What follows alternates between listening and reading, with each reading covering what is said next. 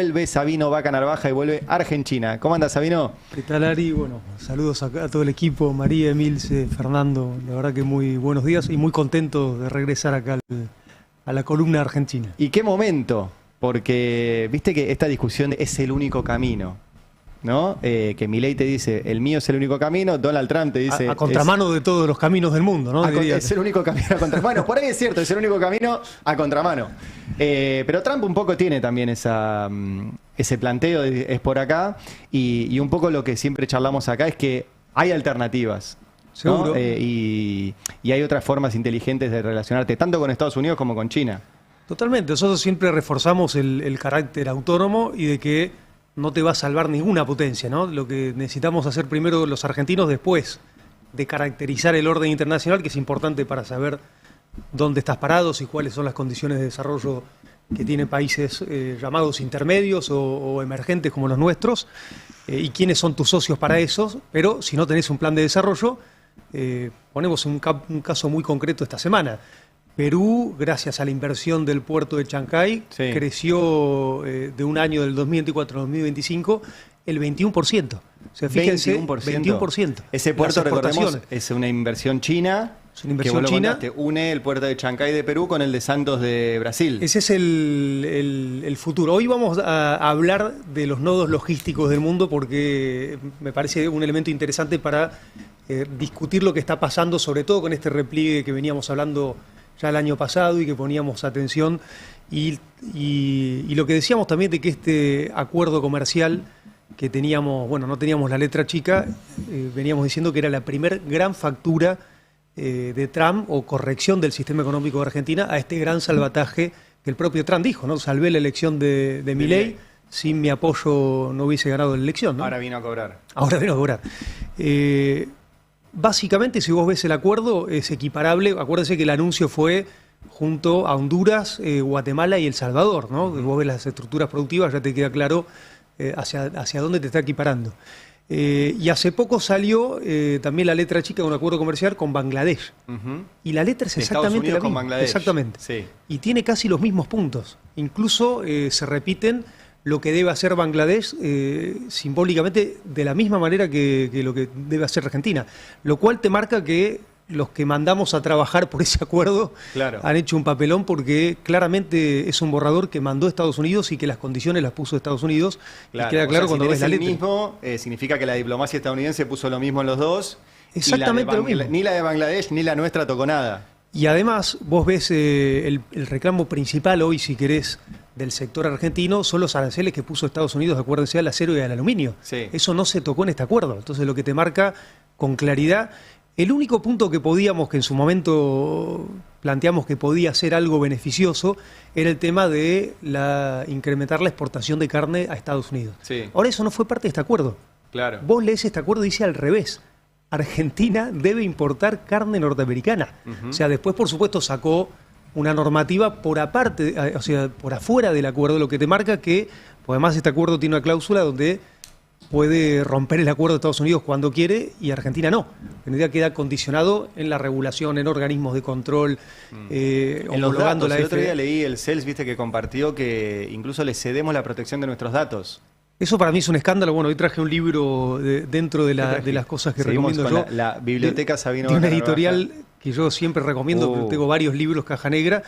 Y este es un libro cortito, no lo tengo todo Está todo anotado. marcado, sí. Bien. Que es yo creo que lo nombré acá, pero no lo había traído, Capitalismo de Plataformas. Ah, ¿no? sí, sí, lo nombraste. Es, la verdad que se lo recomiendo, muy interesante, y se mete de fondo en toda esta problemática y esta migración del capitalismo, donde el dato pasa a ser la materia prima y el elemento central del esquema del proceso productivo, ¿no? Y acá, bueno, pone ejemplos de lo que llama plataformas austeras, lo que son Uber, y pone ejemplos industriales, ¿no? Claro. Pone ejemplo que yo desconocía, que es el caso del Rolls-Royce, que fabrica sobre todo turbinas para los aviones, y cómo en un momento Rolls-Royce se da cuenta que antes que vender, es mejor alquilar, porque mantiene el chip y la información, el monopolio de los datos, que es lo que le hace dar el salto tecnológico después con esos datos, ¿no? De cómo funcionan las turbinas. O sea, hay una migración por eso dice el capitalismo de plataforma, hacia el dato como un elemento central, como un nodo central del proceso capitalista, ¿no? Que eso es libro interesante. Y eso se lo regalamos a Estados Unidos, nosotros. Bueno, por eso, donde el dato pasa a ser la materia prima más importante, acá en esta subordinación absurda das un elemento central, pero no solo eso, porque te pones limitaciones con respecto al tema nuclear, ¿no? Que claro. eso es una cláusula absolutamente en contra de China, porque prohíbe la compra de reactores, el esquema de combustible de uranio, o sea que se llama Hualong, esa cláusula que era, acuérdense que nosotros teníamos dentro del listado de obras a financiar por China, por eso quiero retomarlo del puerto de Chancay, estaba nuestra cuarta central nuclear, Sí. que es tecnología Hualong China, que se financiaba en el primer momento 85% financiaba China, nosotros teníamos que poner el 15%, y en la última fase de nuestro gobierno, que teníamos este estrés de divisas, se estaba negociando incluso para la financiación del 100%. Pero volvemos al impacto que tiene esta parte positiva de China, que es la infraestructura, con respecto a lo de Perú, Sí. ¿no? Fíjense de nuevo, 21% creció en un año las exportaciones de Perú, Perú pasó a exportar más que Argentina. 90.000 millones de dólares de exportación. Argentina, nosotros tenemos, siempre lo planteamos acá, un cuello de botella con las exportaciones, y por eso yo siempre problematizo esto del cambio del enfoque, que en vez de ajustar el Estado, hacer regulaciones que precaricen el esquema laboral, vos lo que tenés que hacer es incrementar tus exportaciones. De nuevo, si no tenés un plan de desarrollo, un plan de distribución, ese incremento te puede pasar como Perú. Perú tiene muchísima desigualdad. Ahora, fíjense que en un año creció el 21%. Solo por esta inversión en el puerto. Solo lo representa centralmente lo del puerto. Perú es un gran exportador, sobre todo de minerales, Sí. a China. Nosotros siempre problematizamos el tema que de Argentina tiene un déficit estructural de todos los gobiernos. Obviamente Milei lo profundizó porque Milei hizo lo que no hizo ningún gobierno, que él transformó a China en el primer socio comercial. Por eso... Eso es genial, o sea, Milei trabaja para China. No, y de hecho por eso digo que esta es la corrección, este acuerdo comercial. Ah, ok. Porque Trump, que venía financiando a Argentina, haciéndole el salvataje a través del Tesoro, alguno de la administración se dijo, che, pero se están gastando todo en China, porque Sí. es la realidad, se creció el 70% de las importaciones, lo que igual es fulminante para toda nuestra industria nacional.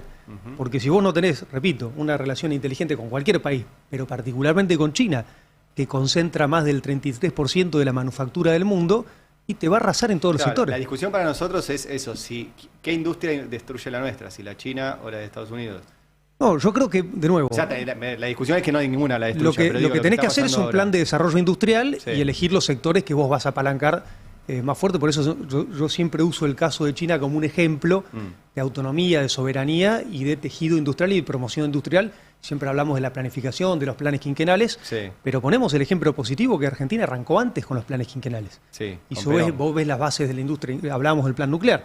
El esquema nuclear viene con los primeros planes quinquenales, como el esquema siderúrgico. Muchas de las bases industriales de Argentina son por un plan y medio quinquenal que implementó el peronismo, Y el ejemplo antes que sí. China. Y el ejemplo que ponías de Perú es lo que nos estamos perdiendo. Hay dos temas que pongo el ejemplo de Perú. Primero, ¿cómo te impacta una inversión en el sistema portuario y como una inversión en infraestructura? Argentina, acuérdense que nosotros teníamos 10 proyectos a financiar por China que se firmaron y quedaron pendientes de ejecución, algunos como las represas, el Belgrano Cargo de Ferrocarriles, otros como la cuarta central nuclear, redes de transmisión eléctrica, generación, acueducto, o sea, todos proyectos de infraestructura que te generaban un impacto directo. Incluso había planteado el tema de los corredores bioceánicos para conectar con Chile, Claro, con Chile. el acceso al Pacífico, sobre todo para las economías del norte, las regionales, que te incrementa. Ahora trajimos acá para ver esto de los nodos centrales vinculados al comercio, pero retomando este esquema de Milei, ¿no? Interrúmpame porque yo soy medio acelerado, así que Sí. esta contradicción donde Milei va en un mundo que se está haciendo desarrollista, proteccionista, que vuelve hacia un esquema de marco nacional, él va a Davos y hace un discurso absolutamente libertario, ¿no? A contramano del mundo, diciendo que ha muerto Maquiavelo, cuando en realidad está, creo que más vigente que nunca en términos del pragmatismo, y con un Trump que él admira, que hace todo lo contrario, que pone aranceles, que quiere proteger, acá problematizo porque después hay que ver los resultados de eso, los sectores industriales, y que además no está haciendo el ajuste. O sea, Estados Unidos tiene una deuda gigante, que lo que hizo históricamente es que la deuda la paguen a través de emisión y otros, que la paguen los países, sobre todo los emergentes, que por suerte los países emergentes se fueron tomando nota y acá siempre discutimos, incluso el año pasado, sobre todo muy fuerte, de que en la primera presidencia de Trump el intento era tratar de frenar el gran avance tecnológico que venía teniendo China en algunos sectores de telecomunicaciones, semiconductores. La excusa era la guerra comercial, pero mostramos cómo eso, bueno, Trump termina con el Capitolio, con muchos problemas internos y con el esquema comercial sin resolver y China disparándose en el esquema tecnológico. Bueno, esta segunda presidencia, el activo que quiere frenar Trump es el manejo del dólar y quiere que se mantenga la hegemonía del dólar como sistema internacional. A nivel global. Claro, y este es yo creo que la discusión de fondo, más allá del esquema comercial. Eso vamos a recomendar una nota que publicaste ahora, ¿no? El en el diario Perfil, donde esto está obviamente muy, muy detallado. Pero me llamó la atención eso, porque el año pasado contaste que China estableció el sistema del yuan digital en contra del, para que se entienda, hoy las transacciones a nivel internacional se hacen con el SWIFT, que es un sistema manejado por Estados Unidos y que es bastante engorroso, por decirlo de alguna forma. China desarrolló uno que te resuelve lo que tarda 3 días en 3 segundos. En segundos, en grandes volúmenes y sacando intermediación bancaria. Y más barato. Igual lo más importante de esto es, porque ¿qué dispara esto? El esquema de sanciones, el esquema coercitivo de Estados Unidos. Básicamente la guerra de Ucrania. Claro, esto es interesante porque lo que utiliza Estados Unidos es la extraterritorialidad de sus leyes, obligando al resto de los países a aplicar las sanciones que ellos determinen. Exactamente. Y si vos no aplicás la sanción, te bajan del SWIFT. Entonces, estás condicionado en todo momento a que si Estados Unidos quiere aplicar una sanción a Cuba, vos la tengas que cumplir o dejás de utilizar el sistema financiero que en algún momento, aunque vos operes entre Argentina y Brasil, en algún momento va a pasar por algún banco de Estados Unidos. Entonces ahí te atrapa. Esa es la clave que dice Fernando. Y entonces fue muy visible con el esquema de Ucrania. ¿Por qué? Porque acuérdense, le tomaron activos, se expropiaron activos en bancos, pero sobre todo le prohibieron el mecanismo de SWIFT para el esquema... A Rusia. A Rusia. Entonces, ¿qué pasó ahí? Los emergentes, y acá acuérdense que nosotros tuvimos una cumbre muy importante para Argentina, que fue la cumbre de los BRICS de Johannesburgo en el 2023, donde Argentina era invitado a incorporarse formalmente a los BRICS ampliados, donde China, sobre todo China, hace un movimiento muy fuerte, con un trabajo de años anteriores, donde acuérdense que es parte del articulador de los acuerdos de paz entre Arabia Saudita e Irán. E incorpora en Johannesburgo en 2023 a Irán, Arabia Saudita y a Emiratos a los BRICS, ¿no? Todos los BRICS votan y suman, se incorpora ahí también Egipto y se incorpora Argentina. Y por supuesto, acá pasa un elemento central, porque acuérdense que al incorporar estos países pasa a ser el espacio de los BRICS, con respecto sobre todo a los hidrocarburos, como un elemento clave de reservas de petróleo. Y el otro tema de discusión de la ampliación era el tema monetario. Porque los BRICS empiezan a decir, como dice Fernando, si este sistema, que es un sistema de código bancario, se usa como un arma de guerra, entonces nosotros estamos en problema, porque esto que pasó con Rusia, como dijo bien Fernando, puede pasar con otros países. Y los emergentes empiezan a discutir ahí muy fuerte el tema de la moneda de los BRICS. Primero empiezan a discutir, y hay una frase en Johannesburgo muy linda de Lula que dice: ¿por qué si mi primer socio comercial es China, estamos usando una tercera moneda que no es de ninguno de nuestros dos países? Entonces empieza a darse la discusión de los BRICS de usar sus propias monedas. China, por supuesto, avanza un poco más antes, que es lo que vos dijiste, que es el yuan digital. China ya con todo el esquema del comercio transfronterizo, sobre todo con las naciones del sudeste asiático nucleadas en la ASEAN, que son 10, más 6 naciones de Medio Oriente, utilizan el yuan digital. Ya no pasan por el dólar, o sea, no dependen de Estados Unidos. No solo no pasan por el dólar, no pasan por el SWIFT con este esquema. Y esto, si vos sumás a China, más estos 10 países de Asia, más estos 6 países de Medio Oriente, es el 40% de la economía mundial. Que fue el 40%. Vos fijate, Ari, que si Argentina y Brasil tienen un esquema de intercambio de monedas, por el cual pueden operar en comercio exterior usando sus monedas.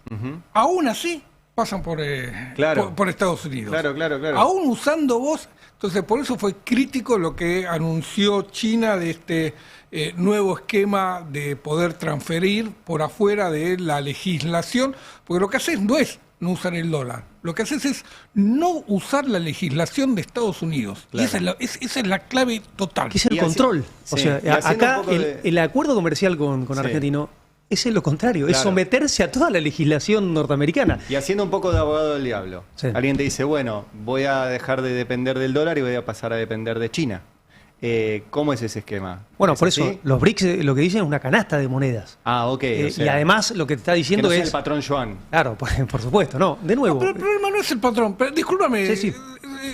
El problema son las leyes. Bueno, que no tengas que depender de las leyes chinas. Por eso digo, no cambiar de... No, las leyes chinas no son, como dicen, no son extraterritoriales. ¿no? Okay. Hay que empezar por eso que dice Fernando, bien, que es importante. No, por eso. Pero igual a mí me gusta problematizar eso. Acuérdense que en la gestión que me tocó a mí, que fue bastante intensa porque era pandemia, e incluso tuvimos el tema de los 2 tramos del swap, incluso tuvimos que utilizar este swap como crédito. Yo en broma le decía a Sergio Massa en el último tramo que está yuanizando la economía argentina, y tenía que ver con eso, porque teníamos tal estrés de divisa que en su momento se negoció, para mí muy inteligente, con el esquema de usar parte de ese swap como un crédito, porque muchas importaciones las traíamos de China. En ese momento nosotros, ¿cuál era la estrategia? Las importaciones se usaban para el sistema industrial argentino, todo lo contrario de acá. Acá se está gastando en este periodo, al liberalizar así, en 2 plataformas, centralmente Temu y Shen, en todo tipo de productos. O sea, no en productos orientados a generar valor agregado. Claro, nuestro ahogamiento de dólares era porque crecía nuestra industria. Exactamente, porque gracias a eso pudimos mantener, incluso después, acuérdense, que no lo usamos solo para comprar bienes chinos, lo usamos para comprar bienes de nuestro principal socio, que era Brasil, y se usó para pagar, acuérdense, el Fondo Monetario Internacional, que a diferencia de Milei o de Macri, no nos había dado el giro, o sea, así como Trump, o sea, quedó muy claro el accionar político del FMI. Claro. ¿No? Y volviendo a esta disputa, acá tenemos a Trump en Estados Unidos y a China ahora con Xi Jinping. Digamos, ¿cuál es el próximo capítulo de esto? Vos planteás algo así en la nota. Y planteás la disputa del siglo XXI. Eso. Todas. Para entender el lugar de la Argentina en todo esto, no termino de entender el objetivo a mediano plazo de Estados Unidos, ¿no es cierto? Es asegurarse un ámbito de influencia en un mundo que ya sabe que no va a tener una hegemonía, sino que va a ser bipolar, porque ¿cómo se conjuga el endeudamiento con la intervención en Venezuela, con la lógica de Trump de salir de algunas guerras que tiene en Medio Oriente, con enfocarse en otras en América? Avanza con una guerra comercial y ahora parece que estamos en una especie de pausa estratégica para ver cómo hacemos para avanzar. Un poco, ¿qué rol va a tener Estados Unidos o pretende tener en el mediano plazo? Bueno, excelente pregunta. Primero te diría una cosa general que le pasa a Occidente y particularmente a Trump y a los líderes más distópicos, que es esta idea de que es más fácil gobernar el caos que el orden. Claro. ¿No? El orden es caro. Hay que bancar escuelas, instituciones, formar. El caos es fácil de gobernar en esquemas además de corto plazo. Acuérdense que Trump es su último mandato, entonces tiene un esquema perentorio y tiene elecciones en noviembre. Entonces, el primer balance de la presidencia de Trump fue muy malo. Inflación, bueno, todos sabemos los líos que está cometiendo esta agencia migratoria, pero además, asesinatos, pero además con problemas económicos muy fuertes y con pérdidas electorales de coyuntura que lo llevan a un escenario noviembre complicado. Ahora, te respondo la pregunta así. Lo que quiere hacer Trump es negociar a toda nuestra región desde él. A mí me decía un chino amigo, decía, no, lo que quiere Estados Unidos es que ustedes no negocien con China, que sea el negociador de Estados Unidos. O sea, entonces, que ahora cuando se junte, pues hay una reunión prevista, o por lo menos... Exactamente, hay una cumbre que para mí va a ser... Dice, esto es mío. Hay 2 cumbres para mí muy importantes este año, que es la cumbre de abril, donde viaja Trump a China en una visita de Estado, y para mí... ¿Viaja Trump a China? Viaja Trump a China, esto se venía anunciando el año pasado.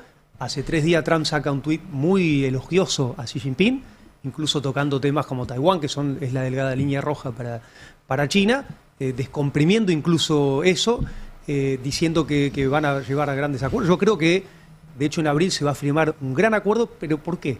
Porque Trump, acuérdense que la estrategia de Trump es pegar para negociar, ¿no? Sí. Y acá no es solo el documento que lo debatimos acá, nosotros hicimos este ejercicio de agarrar el documento de seguridad y estrategia que se de Estados publicó, Unidos, se promulgó en noviembre, y agarrar lo que es el libro blanco de China para América Latina, que tiene una publicación inicial en el 2008, una actualización en el 2016 y una reactualización en el 2025, y es muy interesante porque es comparativamente una estrategia integral de transferencia de tecnología, de cooperación positiva, y del otro lado imposición de sanciones, de trabas, diciendo este hemisferio es mío, diciendo vamos a expulsar a China, a China y a Rusia de la región, y hablando de Europa como en crisis civilizatoria, porque también es otro de los puntos. Fíjense lo que pasó con Europa. Sí. Europa tenía miedo al fantasma del comunismo soviético y terminó queriendo ser invadido por la democracia norteamericana, ¿no? Sí. Porque fue una retórica que avanzó mucho más.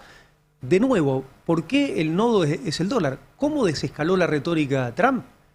Cuando dos fondos, uno noruego y uno sueco, vendieron bonos del Tesoro norteamericano en un acto muy fuerte, que fue un golpazo. Claro. Al otro día Trump dijo, no, vamos a hacer lo de Groenlandia. Pero, ¿por qué vuelvo a Groenlandia? ¿Por qué tomé Groenlandia? Porque en esta discusión de decirle en la cumbre de Xi Jinping, yo no soy solo Estados Unidos, porque perdió mucha escala, acuérdense este declive.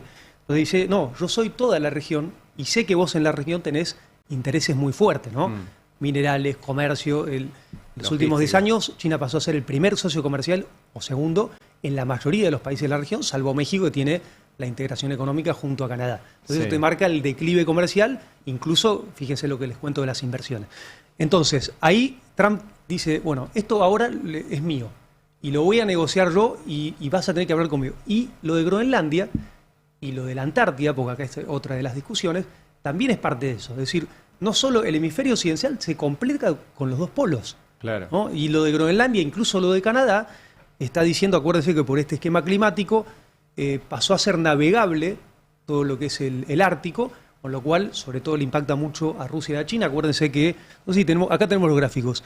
El 90%... ¿Qué gráfico? Les recomiendo que vengan a YouTube, así entienden esto, igual lo vamos a tratar. Acá vamos a hablar de 4 de estos, pero estos son los puntos, los nodos centrales de flujos de comercio mundial. Sí. El 90% del comercio del mundo se hace vía marítima, sí, pero el 80% está concentrado en 4, te diría, estrechos. Okay. 2 naturales, el de Hormuz y el de Malaca, y 2 canales, el de Suez y el de Panamá. Por ahí, por esos 4, hay muchos más como ven, pero por esos 4 se concentra casi del 70 al 80% del comercio mundial. O sea, son los estrechos o nodos más candentes de la humanidad. Sí. El de Hormuz, que lo estamos viendo, no me acuerdo, no veo ahí el número 7, ¿no? Es el que está abajo de Irán. Está frente a Irán y frente a Omán. Y por ahí pasa el 30% del petróleo mundial. Claro. Y si seguís ahí lo controla Irán. Ese lo controla Irán y Omán, ¿no? Pero acuérdense que lo que les dije, hay una cuestión natural, de pasos naturales, que tenés jurisdicciones de varios estados. En el de Málaga está India, Malasia e Indonesia. Y después tenés, en el caso del canal de Suez o el canal de Panamá, agencias de gubernamentales, en el caso de Suez de Egipto, en el caso de Panamá. Acuérdense cuando asume Trump, que habla del protocolo Carter, ¿no? De reactivar, porque Trump empieza el mandato con la retórica de Groenlandia, de Canadá, del Golfo de México y de Panamá. Porque ¿quién es el segundo usuario del canal de Panamá? China. Entonces, volvemos a este mapa. ¿Por qué es importante el esquema de Málaga? Porque ahí pasa casi el 50% del comercio mundial. Wow. Parte del petróleo que va del estrecho de Hormuz pasa por el de Málaga para ir a toda Asia, eso particularmente a China. Para que se ubiquen... Ahí está, acá estamos agrandando lo que es el estrecho de Málaga y ahí fíjense los volúmenes. Es el mapita justo abajo del sudeste asiático. ¿Sí? O sea, entre el sudeste asiático y Australia, ahí hay un estrecho por el que pasa, ¿cuánto? El 50% del comercio global. Y además esto fue incremental. O sea, incremental también el de Panamá. Panamá, que este año representó casi el 6% también del comercio. Veis, la diferencia es muy grande, pero es un impacto muy, muy fuerte porque casi se duplicó. Y acá el dato clave, por eso volvemos de nuevo a la región, es cómo está compuesta la importación de China del petróleo y el gas, ¿no? Porque acuérdense que en el caso de Venezuela, el 80% de lo que exportaba Venezuela tenía como destino China. Pero para China solo representa el 2%. Claro. Y el dato de color que yo problematizo ahí es que esa transacción se hacía en yuanes. Como parte de la transacción lo está haciendo también Lula, porque Lula, después de esa discusión con el euro, empezó a comerciar productos primarios. Claro. Entonces, esta es la discusión de fondo, es el tema monetario. ¿Qué hace Trump? Si hay un reparto de nuevo del mundo. ¿Qué hace Trump cuando secuestra a Maduro, además de hacer un hecho que rompe las reglas del sistema internacional, pero es un hecho coercitivo que dice... Bueno, si tenés una persona como Milei que es un súbdito, yo te premio y te mando, te giro, te sigo emitiendo. Sí. Porque esta es otra cosa linda para problematizar. Trump está haciendo todo lo contrario de Milei, no solo en el esquema de arancel, también en el esquema del ajuste. Trump hace que el ajuste lo pague Argentina, lo pague los países emergentes. O sea, está haciendo exactamente lo contrario que Milei, ¿no? Entonces, con respecto a Maduro, ¿qué hace? Lo secuestra, y además acá es la parte también interesante de esta etapa de Estados Unidos. Ya no te vende el ropaje ideológico de decirte, no, lo hago en el nombre de la democracia, de cambiar de gobierno, del orden. No, dice, voy por el petróleo. O sea, el petróleo, y lo dice, y de hecho, después acuérdense que Milei se come esa curva, porque Milei empieza a decir, bueno, Corina Machado, Urrutia, y Trump dice, no, acá el gobierno que me garantiza el petróleo es la administración, o sea, el gobierno de Maduro, ¿no? Porque es la continuidad del gobierno de Maduro. Entonces, este hecho, ¿cuál es la clave de este hecho? Y quedarse con lo que es potencial, porque la producción del petróleo, si bien las reservas son enormes en Venezuela, la producción de barriles de petróleo fue en declive. Desde el 74, Venezuela producía, creo, 4 millones de barriles de petróleo diario, y produce 1 solo millón de barriles. Entonces, la inversión que tiene que hacer Estados Unidos es enorme. Claro. Yo creo que no la va a hacer. Yo creo que lo que va a hacer Estados Unidos le va a decir a China, invertí vos, yo te dejo, pero va a ser en dólares. No va a ser, acuérdense que el año pasado hubo una discusión muy fuerte que se mete también con el tema de las plataformas, donde una de las estrategias de Trump para licuar esta gran deuda, que tiene que ver con el embate con la Fed, es esta ley que creo que se llama Genius, que establecía lo que son las monedas, estas stablecoins, que eran monedas pero con base en el sistema bancario también privado, ¿no?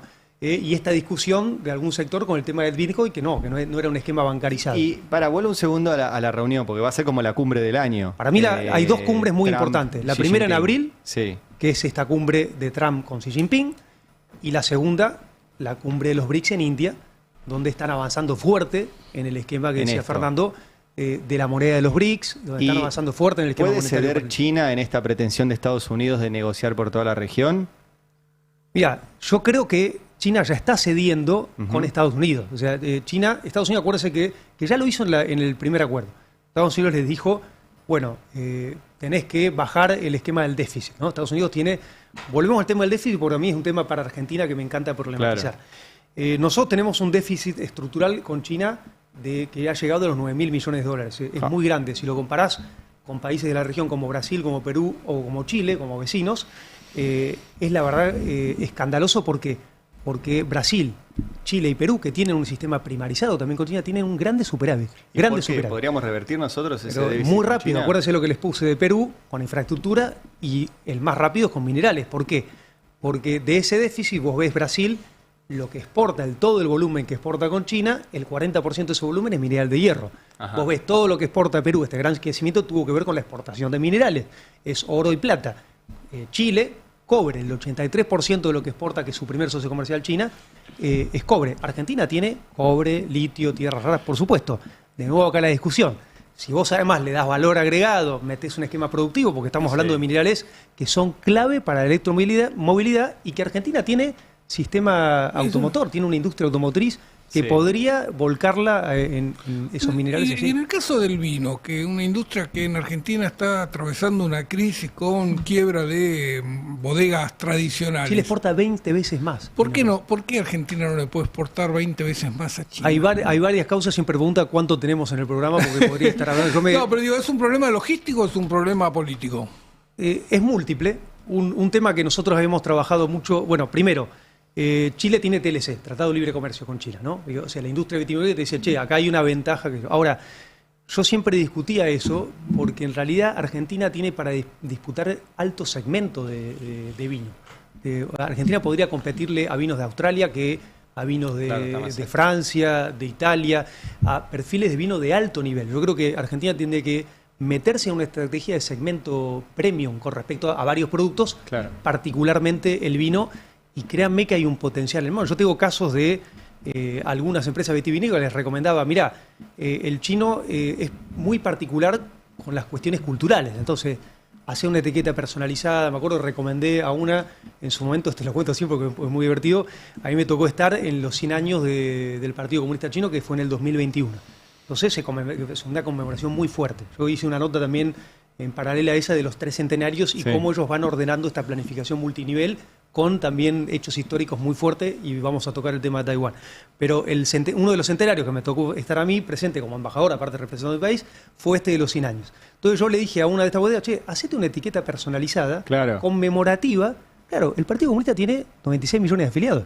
Es muy chico, 1.447 millones de personas. Pero, claro, vendió 5 containers. Lo que te quiero decir es que ahí lo que tenés que ser es muy inteligente en tocar la fibra. Al chino le gustan las etiquetas más, le gustan los colores rojos, dorados, botellas grandes, porque son, como yo les digo, los reyes del packaging, ¿no? Porque le ponen todo luces. Claro. Entonces, hay que tener bien en claro la idiosincrasia, y después que es un segmento, acuérdense, 400 millones de sectores medios que planean duplicarlo, o sea, tienen 2 veces los sectores medios de Estados Unidos, por eso es interesante. En 10 años 4 veces los sectores medios de Europa. Claro. Fíjense lo que está pasando con Europa. Cuando empieza este embate muy fuerte de Trump, y esta disputa también vinculada al tema monetario, porque acuérdense que Estados Unidos controló el euro cuando se empezó a disparar, hizo lo mismo con el yen de Japón, y está haciendo lo mismo con el yuan y con este embate, porque Trump fue muy violento con los BRICS. Acuérdense, si el que quiera disputarme, le puso 50% de arancel a Brasil. Claro. Ellos tenían superávit en la relación comercial. No, por eso me parece muy interesante este momento, para un poquito resumir. O sea, se viene una cumbre.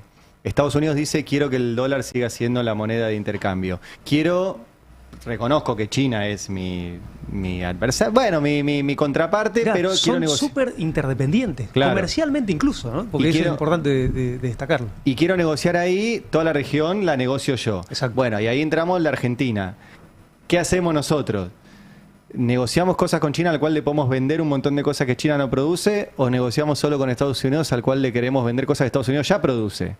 Primero acá yo siempre en la nota pongo estas 2 velocidades, ¿no? Porque, de nuevo, lo que decía María, es clave el tema de la coyuntura. O sea, Trump está en un esquema de administración de caos y de muy corto tiempo. Tiene noviembre como una fecha límite, tiene que resolver cosas. Entonces, Trump va a mostrar que hizo un acuerdo muy bueno comercial, y China lo que está ganando es el largo plazo. Porque, en definitiva, es muy difícil que Trump logre revertir el proceso de industrialización, porque cambiaron los modos de producción, que esta discusión que yo pongo de fondo siempre. Argentina, como país intermedio, lo que debería tener es una posición primera de autonomía, un plan de desarrollo propio. Claro. Es decir, bueno, queremos la inversión, o sea, para no replicar. El déficit se resuelve muy, muy fácil. El comercio yo creo que también. Las exportaciones se refuerzan. Lo que sí tenemos que empezar a discutir y a problematizar fuertemente, por supuesto, los temas ambientales, pero también a nivel... a mí a veces me duele la tontera de algunas cuestiones de Argentina.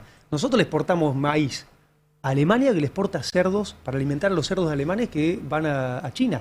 Nosotros le exportamos madera a Brasil y Uruguay, que después nos venden pasta celulosa. Nosotros prohibimos la salmonicultura e importamos salmones de Chile. O sea, hay que problematizar todas estas cosas. Nosotros tenemos una de las reservas más grandes de cobre, dicha por los geólogos, no por yo, no por mí, de las más grandes de litio junto al Triángulo del Litio, y exportamos a China 4%. Nada. Fíjese lo que les estoy diciendo. O sea, no tenemos desarrollo sustentable. Vos decís, no, está bien, no voy a reventar todo. Por eso te digo, puede haber ¿qué podría hacer Argentina? Les dije litio y cobre. El cobre... se usa 7 veces más cableado de cobre para los autos eléctricos que para los autos a combustión. Y acá quiero poner el ejemplo de Brasil.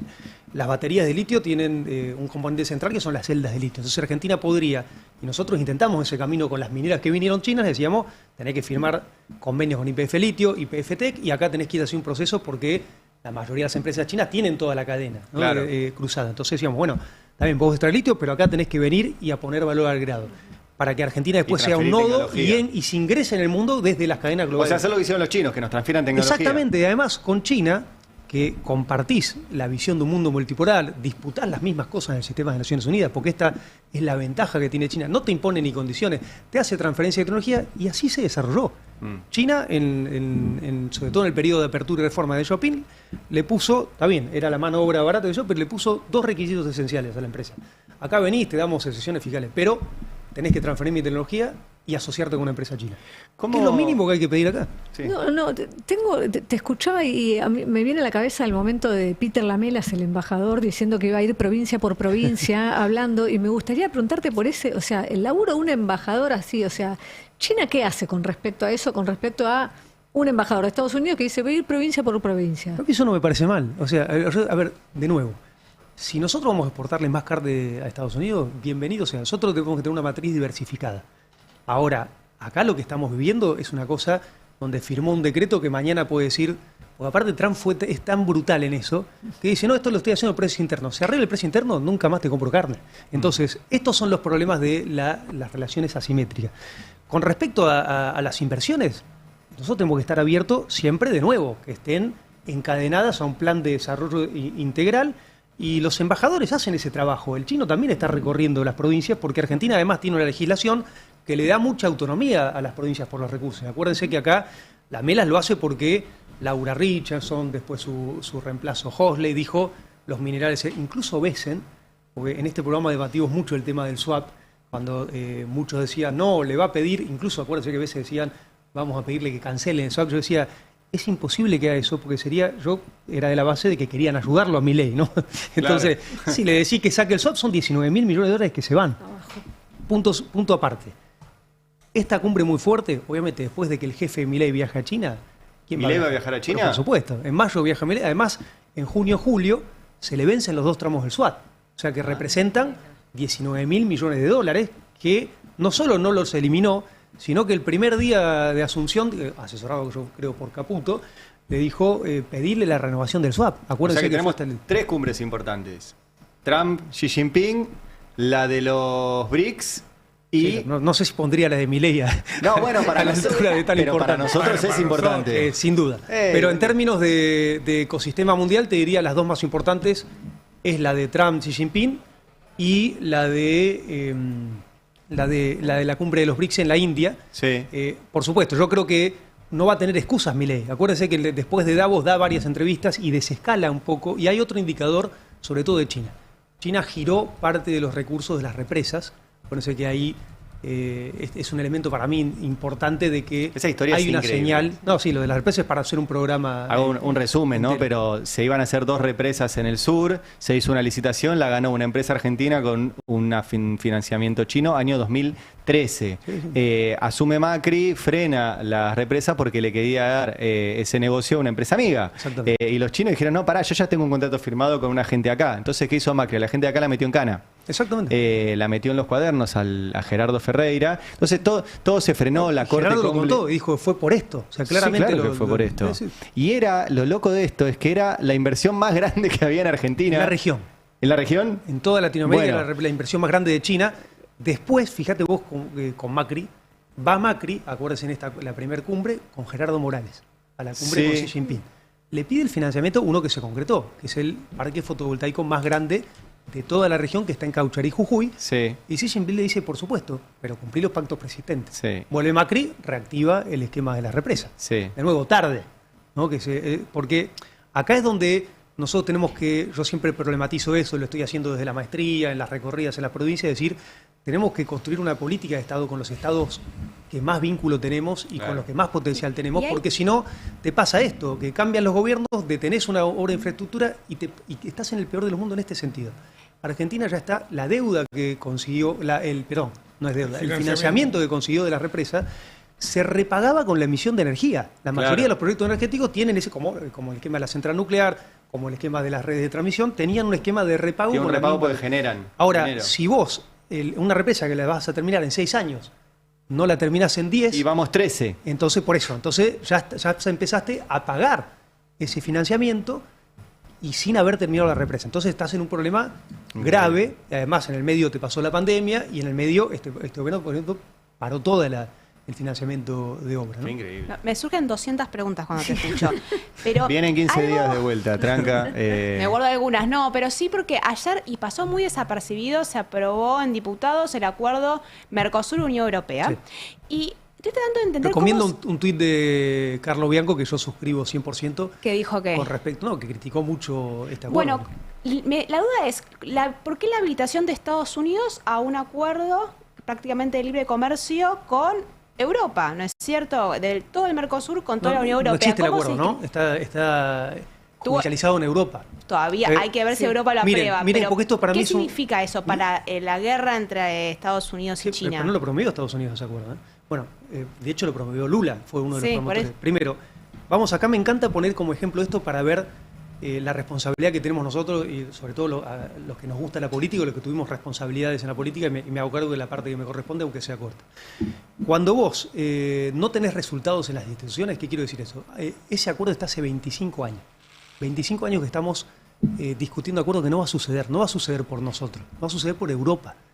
Porque Francia, Hungría, Polonia, Irlanda protegen muchísimo a sus sectores agropecuarios y nosotros tenemos perfiles competitivos como tenemos con Estados Unidos. Por eso es un disparate el gran esfuerzo que hizo Milei para el acuerdo comercial con Estados Unidos. Sos competitivo, es tan competitivo que en la cláusula te dicen no desarrolles el CAREM, porque yo tengo algo, y además que ya se intentó en nuestro gobierno frenarlo. Entonces, con Europa es exactamente igual. Entonces, ¿por qué sometemos a una institución que tiene sus problemas? Porque, de nuevo, el activo que tiene, yo siempre pongo este ejemplo, el Partido Comunista en China, más que ideológico, es de resultados. Entonces, si nosotros no conseguimos con nuestras elecciones de resultados, se degradan nuestras instituciones. Y después aparece un Milei que dice el Mercosur no sirve. Y la verdad, por eso digo que para mí, está bien, yo entiendo la estrategia de Lula, porque Lula, ¿qué dice? Cuando hay un tipo que está rompiendo las reglas del comercio, yo propongo un acuerdo comercial con la unidad, un acuerdo que iba a ser, es verdad, el más grande en términos económicos, pero repito, ahora se judicializó por 3 años, porque cuando se va a votar realmente al Parlamento Europeo, pasa esta cosa, aparte ya lo venía, incluso Meloni de Italia le puso cuestionamiento, o sea, para mí, repito, son cosas que tenemos que problematizar en términos de discusión de fondo. ¿Por qué?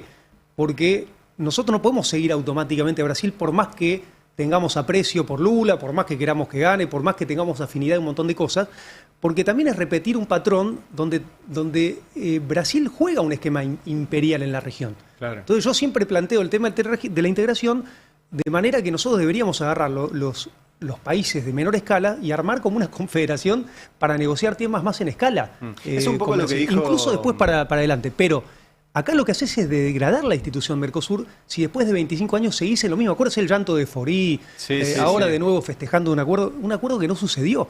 Entonces, si vos, incluso me parece que nos pasó a nosotros, si vos por la relación con Brasil dejás que te conduzca, estás complicado. Vos tenés que tener una posición autónoma, por supuesto una mirada regional, porque yo en estos congresos, en estos foros siempre discuto que no puede ser que China tenga un libro blanco en la región, 2008, 2017, y Argentina no tenga nada parecido, y la región latinoamericana, la CELAC, no esté discutiendo eso. ¿Qué queremos de China para apalancar nuestro desarrollo? Si no tenés un plan, te va a llegar puesto el sistema productivo chino. O sea, es así, porque tenés una escala que no puedes competir. La ventaja es que en este plan podés discutir modalidades de desarrollo, porque China sufrió el colonialismo, tiene los mismos problemas de integridad territorial, ahí no sé si vamos a tener tiempo para ver todo. Entonces, este acuerdo... que va a ser Trump, para mí es un acuerdo de coyuntura muy vinculado a lo comercial. Yo creo que le puede por abajo de la mesa descomprimir el esquema Taiwán, porque como decía María, de eso... en este repliegue Trump dice, bueno, voy a agarrar esta región, estos dos polos, porque el polo también Ártico y Antártico, acuérdese, si volvemos a los puntos marítimos centrales, se abren nuevos pasos, el corredor, y también un puerto natural es la Antártida, y volvemos a Chancay, lo que está haciendo ahí China es financiando un ferrocarril que una el puerto de Chancay con el puerto de Santos de Brasil y sea una competencia al canal de... Tenemos un par de minutos, hagamos un apartado Taiwán, que además es una cosa que nos une mucho con China, porque habla de su integridad territorial. China nos banca en Malvinas, nosotros históricamente... Nosotros bancamos al principio una sola China, incluso desde el 71 todas Naciones Unidas. Claro. Y aparte... Acuérdense que en la historia... Contemos para quien no conoce, por ahí damos por hecho... Sí, vamos a la historia. ¿Qué es Taiwán? Cuando se crea la República Popular China, acuérdense que primero con Mao es lo que se llama la larga marcha y la disputa revolucionaria, incluso con las armas, con el Kuomintang que gobernaba la República China. Sí. Primero lo gobernaba con la caída de la última dinastía Qin el Sun Yat-sen, que era el líder central del Kuomintang, más nacionalista, y después toma el poder la mano derecha, que es Chiang Kai-shek. Se enfrentan muy fuertemente militarmente al Ejército Rojo y al Partido Comunista. En un momento se alían, porque aparte China, acuérdense que tuvo las invasiones de Japón muy fuertes, que además China participó en la Segunda Guerra Mundial, producto de la alianza de Japón con Alemania y con Italia.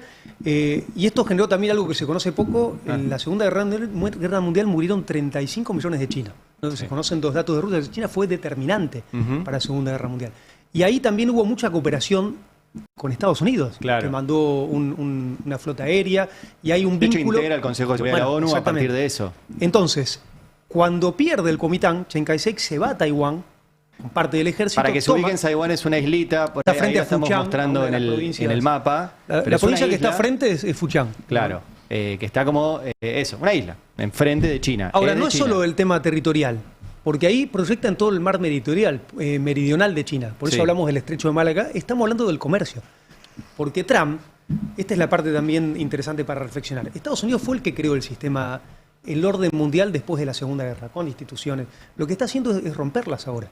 Porque dice, estas instituciones no me sirven más. La globalización dejó de ser buena para mí, es buena ahora para China, la voy a romper. Ahí está, no el mapa está mejor, mirá, ahí está China. No la puedo romper en términos pacíficos, bueno, la rompo en términos de complicar los canales logísticos, complicar el esquema monetario, poner sanciones arancelarias, poner sanciones económicas, bloquear el esquema tecnológico. Acuérdense esta disputa, otro tema que no tocamos.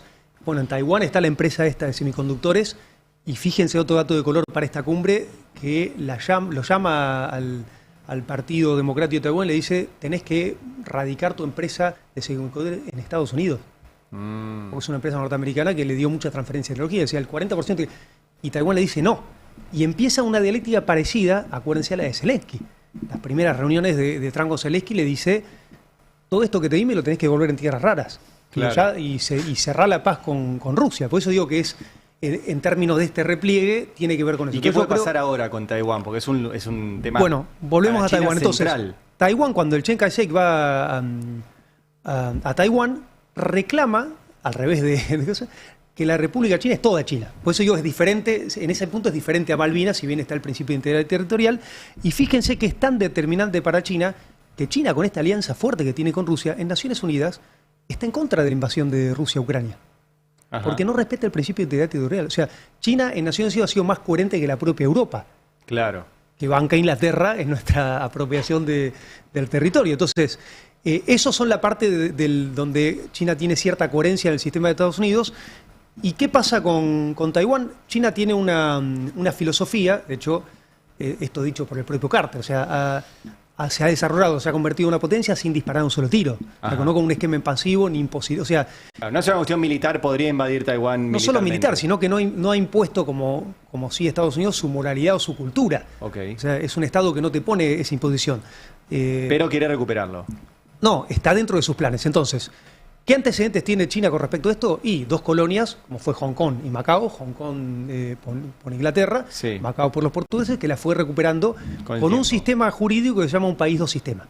Esta es la propuesta que le hizo a Taiwán, y acá otro elemento que se conoce poco, el sistema de gobierno en China, que algún día hablaremos a fondo, sí. Sobre todo está conducido por la Asamblea Popular Nacional, de nuevo, con un partido único, pero hay 8 partidos más que son partidos originarios de este frente político de cuando se hace la República Popular China. Hay una discusión ahí y deciden preservar la identidad partidaria.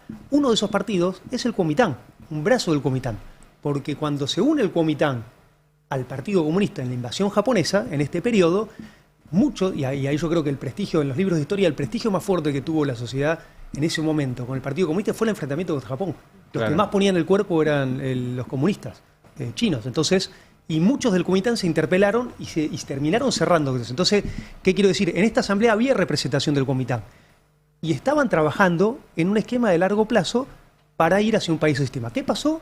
Y Estados Unidos. Estados Unidos dijo, bueno, primero era un aliado muy fuerte China, llevó toda su industria para bajar sus costos, con este proceso que siempre debatimos, que al final, si perdés la capacidad de manufactura, perdés muchas cosas más que el esquema. O sea, no solo podés bajar los costos, pero a largo plazo perdés la capacidad también de la creatividad en los procesos industriales y la fuerza industrial, que es la que quiere ahora recuperar, que para mí con este método no va a llegar Trump.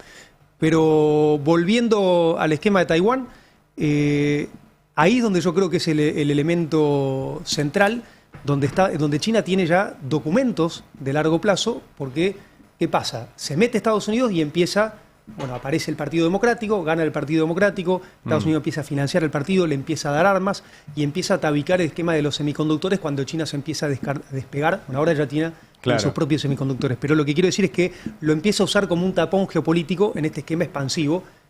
Yo creo, repito... Enfrente, como si China tuviera una isla enfrente de Estados Unidos. Exactamente. A ese podría ser. Está Cuba ahí. Claro. Bueno, claro. Esto que está pasando de coercitivo está sucediendo con Cuba, como pasó con Groenlandia. Estados Unidos no permitió que en Cuba haya una base misilística rusa de la Unión Soviética. Nos fuimos. Está bien, pero digo, es el mismo principio. Igual eso está bueno para problematizar, porque, repito, volviendo al principio de autonomía también y de decisión soberana, yo creo que es un tema, porque hay muchas discusiones que dicen, bueno, pero ¿por qué China no ayuda a Venezuela o a Cuba? Sí. O sea, primero no está en el espíritu. Y después nosotros tenemos que pensar los procesos en términos de soberanía. Porque si no quedás dependiendo, aunque sea de Rusia o de Estados Unidos, que me acuerdo que fue una discusión que se dio en el CEDO en su momento, era una discusión que llevaba el Che Guevara, que la dio con Fieles diciéndole... Si vos dependés tanto de Rusia, esto puede ser después un problema, incluso para cambiar el sistema productivo. Por eso digo. Acá en el chat dicen, está prendido fuego el chat, Argentina tendría que ser un programa del Destape, con una columna quincenal no da. Te quieren hacer laburar más. Sabino, que tiene un montón de laburo, que está con maestrías. Digo, porque si quieren además ampliar un poco, hay maestrías que están llevando adelante. Este año nosotros estamos haciendo una cosa también bastante militante, que es tratar, con este espíritu de generar nuestro propio libro blanco, tratar de nuclear a todos, se llama sinólogo, a los que estudian China. Sí. Hicimos, bueno, que acá lo difundimos bastante, un primer encuentro en Argentina, que lo cerró Axel, que se hizo en 3 universidades. El año pasado se hizo un encuentro en Chile y este año se va a hacer en septiembre en Perú. Bien. Y vamos a ir rotándolo. Pero para el que quiera estudiar, tenés en José Cepaz. Tenemos una maestría virtual en José Cepaz. Sí. Tenemos un posgrado en Lanús, que lo dirige Gustavo Girado, que acá hemos hablado mucho de sus libros. Un mundo made in China. Hay muchísimos sinólogos en Latinoamérica discutiendo, y para mí, yo lo uso también como una oportunidad política, ¿viste? Porque discutís de China, discutís también de tu desarrollo, y es una manera también de poner en discusión el espíritu desarrollista que debería retomar, sobre todo también de planificación y de ideología, porque hay que discutir ideología. Yo creo que ahí Milei nos ganó, fue más ideológico que nosotros terminamos siendo conservadores, y discutir a China también es problematizar, repito, con nuestro propio acervo doctrinario, ideológico, que tenemos mucho en nuestra región, pero nos debemos ese capítulo. Sabino, bueno, venís en principio en 15 días, pero el chat está muy insistente. Bueno, me alegro, y además que